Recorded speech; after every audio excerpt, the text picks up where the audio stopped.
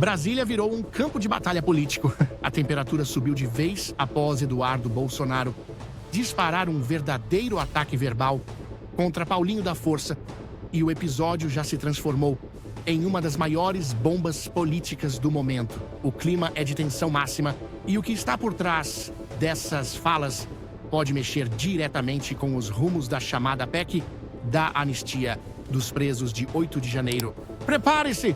Fique até o final, porque nós vamos te mostrar a fala de Eduardo direcionada a Paulinho da Força. O estopim foi a sugestão de Paulinho da Força para que Eduardo colocasse a mão na consciência ao discutir a anistia. Mas a resposta veio carregada de indignação. Eduardo não apenas recusou a ideia, como classificou a proposta de Paulinho de acordo indecoroso e infame. Ele afirmou que jamais arriscou sua vida, nem abriu mão de sua trajetória no Brasil para se curvar diante de manobras políticas que, segundo ele, sepultam a justiça em nome de conveniências. Em tom desafiador, Eduardo mirou diretamente no coração do sistema.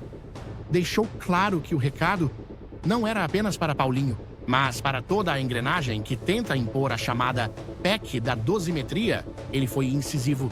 Todo colaborador de um sancionado por violações de direitos humanos é passível das mesmas sanções, declarou, deixando no ar que Paulinho poderia estar se alinhando com figuras que, em sua visão, atuam como agentes de um regime de exceção.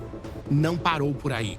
Eduardo Bolsonaro foi além ao citar Alexandre de Moraes, insinuando que Paulinho estaria se tornando peça-chave para enterrar a anistia ampla, geral e irrestrita. A fala incendiou ainda mais os bastidores e já é vista como um rompimento frontal com o centrão e setores governistas. Para Eduardo, não existe possibilidade de aceitar apenas revisões de penas, a chamada dosimetria. Ele foi categórico: todos os processos seriam nulos, ilegais, abusivos e inconstitucionais. A contundência cresceu quando Eduardo classificou os presos como vítimas de psicopatas que os prenderam ou tentam prendê-los injustamente, mandando um recado duro: não aceitará nenhuma negociação que não envolva perdão total. Para ele, abrir mão da anistia completa seria trair a essência da luta contra arbitrariedades. No fim, o discurso não apenas atingiu Paulinho da Força, mas colocou em xeque toda a narrativa construída pelo governo e seus aliados em torno da PEC da dosimetria. O resultado?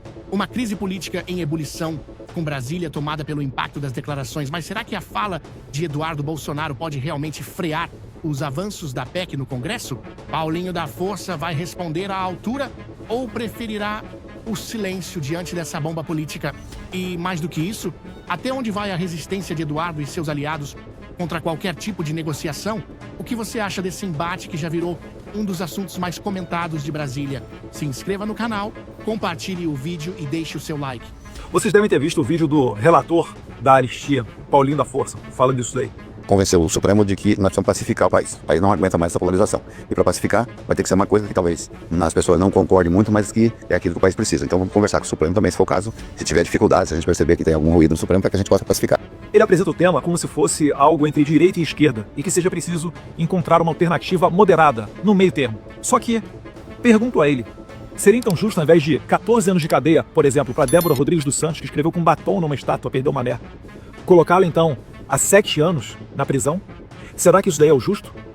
É óbvio que não. Contra a injustiça, eu quero estar do lado oposto. Contra a censura a violações de direitos humanos, eu quero estar do outro lado. E eu espero muito que o Paulinho da Força não compactue com o Alexandre de Moraes nessas violações. Mas a coisa está tomando um contorno pior, porque ele também se encontrou recentemente com o deputado Aécio Neves e com o ex-presidente Michel Temer.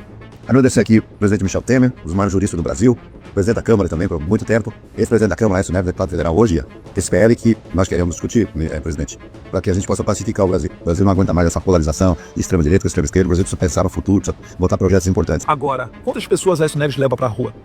Por que ele nesse momento está se colocando como uma pessoa moderada para a anistia, quando ele já foi beneficiado pelo regime? Ou pior ainda, por que nós vamos dar ouvido ao Temer, que não cumpriu a sua palavra anterior? Vocês lembram daquela cartinha do Temer, depois do 7 de setembro, que o presidente Bolsonaro fez? E ficou circulando por aí como certo que houve um acordo intermediado pelo Temer, onde os inquéritos iriam acabar, os inquéritos persecutórios? Por que eu vou confiar então no Temer mais uma vez, sendo que no passado ele não cumpriu com a palavra dele? E eu vou dar mais uma chance a ele.